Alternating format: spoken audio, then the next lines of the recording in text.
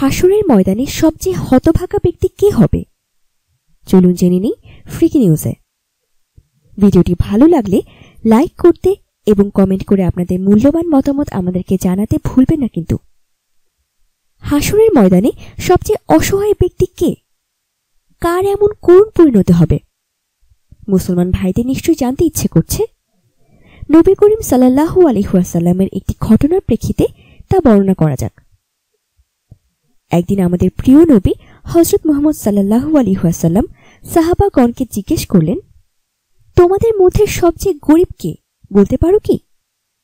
সাহাবাগণ জবাব দিলেন, আমরা তো মনে করি যাদের হাতে টাকা পয়সা নেই তারাই সবচেয়ে গরিব। প্রিয় নবী সাল্লাল্লাহু আলাইহি ওয়াসাল্লাম ইরশাদ করলেন, না, আমার উম্মতের মধ্যে যে ব্যক্তি পুণ্য ব্যতীত কবরে যায় সে হলো সর্বাপেক্ষা গরিব।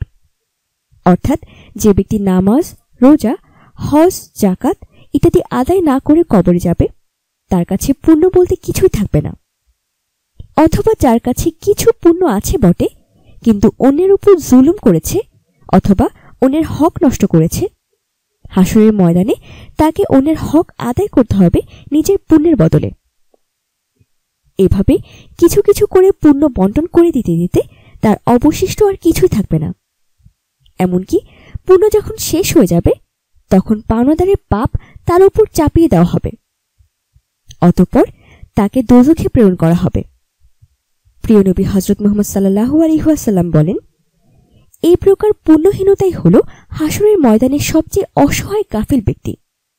প্রিয় নবী সাল্লাল্লাহু আলাইহি ওয়াসাল্লাম বলেন, এই প্রকার পুণ্যহীনই হল হাসরের ময়দানে সবচেয়ে অসহায় গাফিল ব্যক্তি।